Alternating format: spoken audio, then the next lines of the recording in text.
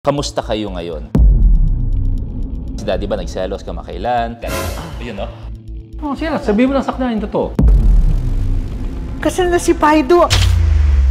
Eksplosibong eksplosibo. Hi, guys! Bakit tuwing intro ko palang natatawa na kayo? Welcome to Luis Listens. Tawang-tawa agad ang guest ko. Hi, guys! Welcome to Lucky TV. At syempre, eto most requested to. Eto bawat post ko sila hinahanap, sila nagpapakilig, at kasama natin sila ulit. Walang iba kundi ang nagmamahalang Paido.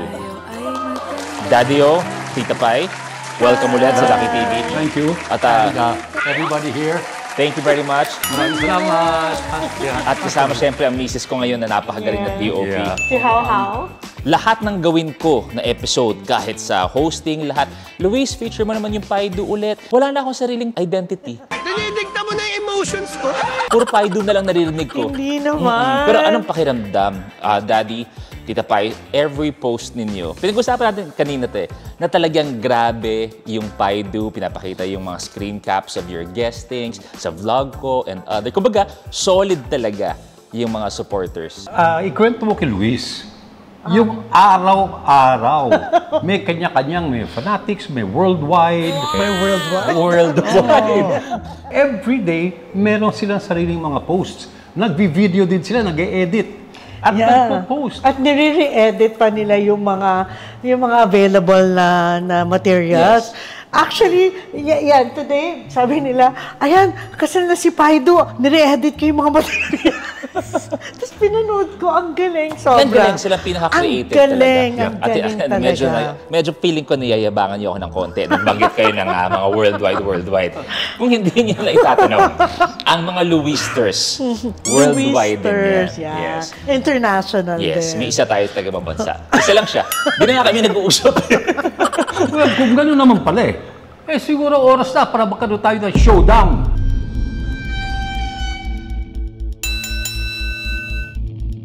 Ay, isa na nga lang naghihingalong ko pa nga yata. Challenge pa. No, but we're really grateful. Sobrang appreciative kami with all, kasi grabe, hindi madali yung ginagawa nila, yung mga re-edits nila.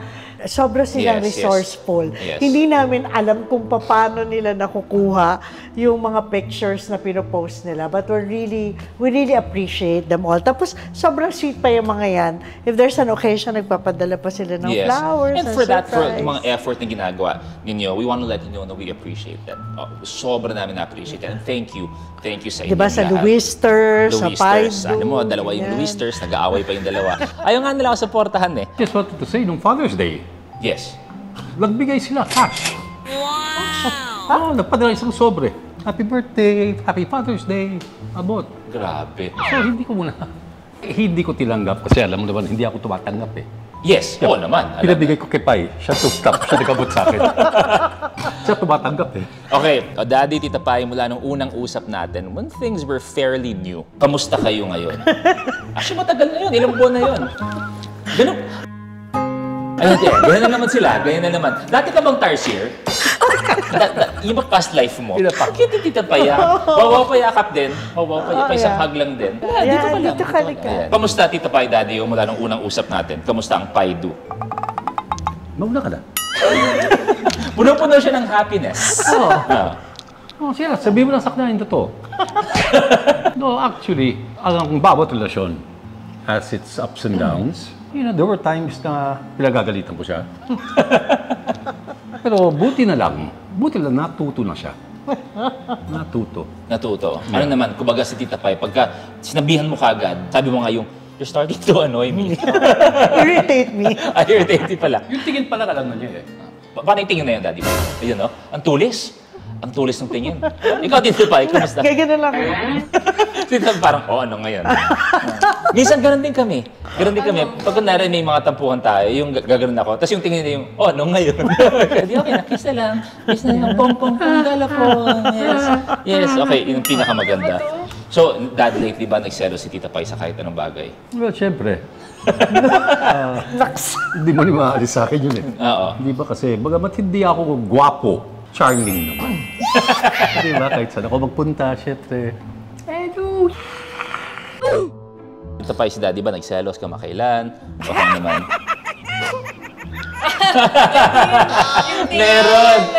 Meron. Ito, eksplosibong eksplosibo. Si Daddy ba, ang selos niya, kasi may ako kunwari seloso ako, pero gusto ko yung nilalambing lang. Ganun ako eh. Yung gusto ko, yung ganun lang, yung kakapitan lang, na ganun. Ganun ba si Daddy dito? Oo, gusto niya ng assurance. Wow. So, gusto niyo pala ng mga... Tapos tapos hindi magsasalita yan, mararamdaman mo So, na gusto lang. niyo pala mga tarsier. Yes, gusto namin yung kapit ka agad. Hindi magsasalita si Daddy. Hindi magsasalita. Tapos Ano, mga 3 months, hindi nagsasalita. Ganun lang. Nagkakaintindihan pa ba kayo? May minsan ka lang, pinaiira mo lang na lang yung iyong nararamdaman. Hindi na kailangan laging always in the form of words.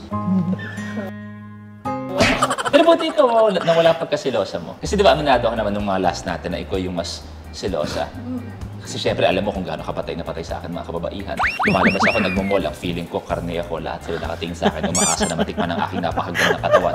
Pero buti na natanggal mo sa sistema mo yun. Paano mo nawala yung pagiging silosa mo? Habang patagal yung relationship, Yes. nandyan yung security, at saka yung, di ba, Yung assurance na ikaw lang. Oo. So parang syempre nandun na yung... Nung unang taon lang naman natin ako selosa.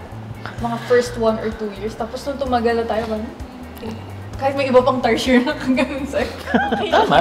Yes, Dad, may gusto ko sana idagdag. No, I guess isa sa mga nakatulong po bakit hindi siya masyadong nagseselos kayo. Kasi dati grabe yung pagkakaselosa niya. Mula nung naitayo yung bago naming org, yung Matronas for Edu. Okay na Pero sila. I do. No, I do pero may extension. May sarili siyang ano. Oh, may sarili pa rin Kasi siya. baka hindi event na iwanan niya ako, ando pa rin yung Matronas for Edu. Pero kailangan ng get-together niyo before 6 kasi tulog na yun ng 6 onwards. Kaya sana may air mo to. Nagmaaga mga Maaga-aga. tanghali. Oh, ito, Tita Pai, question ko sa'yo. Sabi mo nga, di ba, marami kayong mga instance ni Daddy na matutuloy. Hindi, this goes way back. Kailan nga ba yung last interview? So, mga 4 months. mga ganon. At sabi ni Tita Pai 4 before, marami silang mga encounter na parang it was more of a question mark. Di ba? It wasn't a certain na, ano bang meron kami? Di ba? May doubts, may uncertainty. So ngayon, meron pa ba natitira dun sa uncertainty sa inyong dalawa? Well, may usapan kami. Tagal. Hindi kasi ginagawa ko para maging fair naman sa kanya, every 3 years may renewal ng contract. Hindi ka tinatanong pala to. Para Okay, siya. okay. Ano, after 3 years, ramdam pa ako. Okay pa ba? Actually, Ramdam pa kita.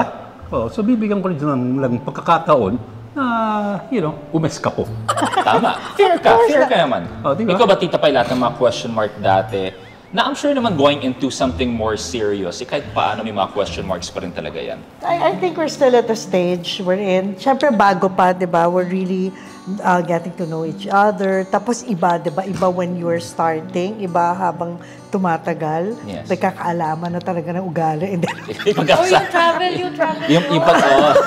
Yung pagkakasabi niyo, nagkakaalaman ng ugali, naramdaman ko yung galit mo dun, ha? Yung pagsisisi, yung puot, lahat na naramdaman ko. Saan papunta to? Saan? no, what I'm saying is, and then I always tell your dad, diba, as much as love is so nice to enjoy and but it's always a decision. Lalo na sa akin, kasi long haul diba? So tapos dapat lahat yon, lahat tanggap, lahat through thick and thin, basta ganyan-ganyan. So I think we're both, it works both ways. Dapat lang. Yeah, we're still, That we're stage working of- it, yeah. Even now, we're still learning new things about each other. Ito maganda yung katanungan, mag-ready ka how dahil syempre ibabato ko rin sa yung katanungan na to. Ang katanungan natin ngayon ay syempre, ang isang bagay na hindi natin pwede pigilan o hindi mabago ay ang oras o ang edad. Na pamisa-misan, lahat naman talaga, nagbabagong itsura, nagbabagong pangangatawan, lahat-lahat. So Tita Pai, ikaw ba, nasisexihan ka pa rin sa daddy ko? Super! Wow. Wow. Hindi okay. Super. Wow. Ba't di ako nagugulat? Yung appeal ba ni Daddy pag lalabas na nakatuwalya lang, basang-basa pa yung box, gagano pa si Daddy paglabas ng bahay. Ba't saka bimpo lang? Yung good morning towel. Tissue lang ang hawak. Oo. Good Diba? morning, tama yun lang. Okay na yun. Daddy, si Tita Pai, iba ba ang kanyang amor sa'yo? Hindi lang amor. Yan ay makayakap eh. Random mo talaga. Tapos ang bango-bango. Parang nagbabakit. Take two. Wow, sa'yo din naman. Siyempre, more or less, nasa 6 years na. Pagmamahalan natin, ikaw ba, nasa sexihan ka pa rin ba sa akin? It's more of pag... Teka, ang ganda ng intro ko, yung sagot ko parang lagpak ka agad eh. Ang ganda, pwede mo sabihin na yes, tapos Oo explain. naman, oo Yung naman. pagkaka-explain yung, it's more of parang alam, pasadsad na kagad eh. Huwag mo na ito, next question. Oo naman, oo. Pero it's more of pag tinitignan kita, nai-inlove ako ulit. Ayun Pag tinitignan kita, naman. parang, grabe, talagang mahal na mahal ko siya. Ganon, hindi yung ganon agad. Bakit hindi? Ako din naman, sa iyo ah. Bakit ngayon? Parang nawala na yung, May ganon, may build up kasi. From, ay, mahal na mahal ko siya din. Ganon. ay, mahal ko siya. Okay. Ba't hindi Ganon. ganyan ang sagot mo? Maganda sana yung sagot. Baliktad yung kay Tita Pai. Ito magandang tanong. Kung sakasakali man na hindi kinabig yun ng chance na matuloy yung love story nyo last year more or less, tingin nyo destiny would have still found a way na magsama kayo? I think, no? Without a doubt, somewhere down the road, magkikita na naman tayo. Di ba? Wrong, Di ba yun ang galing? Ang tinadhana ay talagang mangyayari. Pwedeng pigilan panandalian, pwede pigilan pansamantala, pero kung kayo talaga ang tinakda, kayo talaga ang tinadhana para sa isa't isa. Sino ba mag-aakala? Ang tawag niyo sa akin dati, Kuya Manyak. Kita mo kami, totoo. Talaga? Tingin niyo sa akin, Kuyang Manyak. Kaya ako selosa. Kaya ako selosa ng first 2 years namin. Kasi ito smooth talker, ganyan. Ang daming mga kaibigan na babae. Yung very out there. So parang ako yung, ang manyak naman ito, kaya napaka... Teka lang, hindi porket marami yung kaibigan babae. Kung lumalakad ako, gumagano'n ako. Ganyan kami sa... Hindi na. Ganyan kami sa asa. Marami lang, palabiro lang ako sa mga kaibigan. Oo. Ganun sila. Ganun din. Pinagmamalaki kong namana niya sa akin. Ano? Proud na proud ako. Tita Pai, eto ang katanungan. Merong statement na kapag mahal mo, ipaglalaban mo. Kailan ang guesting mo sa ipaglalaban mo? Itatanong lang eh. Ikaw ba pag kunwari, may nagawang kasalanan si Daddy, ipaglalaban mo pa rin ang pag-ibig niyo? O ano yung limit mo bilang tao? Kasi may mga kilala tayong martir, may mga kilala tayo na pag may problema, alis ka agad. Ikaw, ano yung tingin mong personality mo coming into this relationship? Basta wala minute, talaga ipaglalaban ko siya. Without a doubt. Ay, parang baby lang, no? Baby! Daddy, kay Tita Pai naman? Oo naman. I think yan ang importante. Kailangan, you have to be there for each other. That's the reason why you fought the war, right? Yeah. I fought the war for a reason. Ayan, eto na lang, last na lang. Daddy, Tita Pai, naniniwala ba kayo sa lahat ng pinagdaanan din ninyo as individuals at lahat-lahat na etong nahanap niyo na this one is for keeps talaga? Ano, kumbaga, Tita Pai, Daddy is the one, and Daddy-o, Tita Pai is the one. You know, we have much to learn together. We're just beginning. Every day should be like an addition into the people that you are. Galing sumagot ni Daddy pag ako walang sense. Galing sumagot. No. At least naman mo yung... Together, 1, 2, 3. Every day is a learning experience. You add on. You add on to each other, but you also have to add on to yourself. Hindi mo siya mapapaligaya kung ikaw ay hindi ka maligaya. You both have to be individually happy, and then when you get together, it just makes it all so much better. Yun, so,